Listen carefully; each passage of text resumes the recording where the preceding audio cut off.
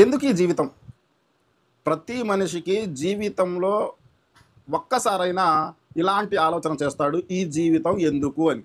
దీనికి సమాధానంగా అల్లాహ్ సుబ్హానహు వ తఆలా ఈ విధంగా తెలియజేయడం జరిగింది. ఖురాన్‌లో సూరా ముల్క్‌లో 67వ సూర 2వ వాక్యము. బిస్మిల్లాహిర్ రహమానిర్ రహీం. అల్లజీ ఖలకల్ మౌత వల్ హయాత లియబ్లువకుం అయ్యుకుం అహ్సను అమలా వహువల్ అజీజుల్ గఫూర్.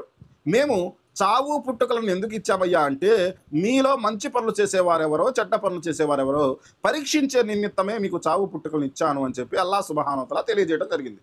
కాబట్టి మనిషి జీవితం ఏమిటయ్యా అంటే, మంచి పనులు ఎవరు చేస్తారు, చెడ్డ పనులు ఎవరు చేస్తారు అని చెప్పి ఒక పరీక్షా జీవితం అల్లాహ్ సుబ్హానహు వ తఆలా ఈ యొక్క టైం పీరియడ్ ఇచ్చాడు. పుట్టుక నుంచి చావు వరకు పరీక్షించే నిమిత్తం ఒక టైం పీరియడ్ ఇచ్చాడు. ఈ టైంలో ఎవరు మంచి పనులు చేస్తారో, ఎవరు చెడ్డ పనులు చేస్తారని పరీక్షిస్తున్నాడు. ఒకవేళ మీరు అల్లాహ్ నిర్దేశించిన విధంగా మంచి పనులు చేసినట్లయితే మీకు దాని యొక్క ప్రతిఫలం స్వర్గం అని చెప్పి, ఒకవేళ అల్లాహ్ ఆజ్ఞలకు వ్యతిరేకంగా ప్రవర్తిస్తూ మీరు జీవితం గడిపినట్లయితే మీ కొరకు నరకం అని చెప్పి అల్లాహ్ సుబ్హానహు వ తఆలా స్పష్టంగా ఖురాన్‌లో తెలియజేయడం జరిగింది.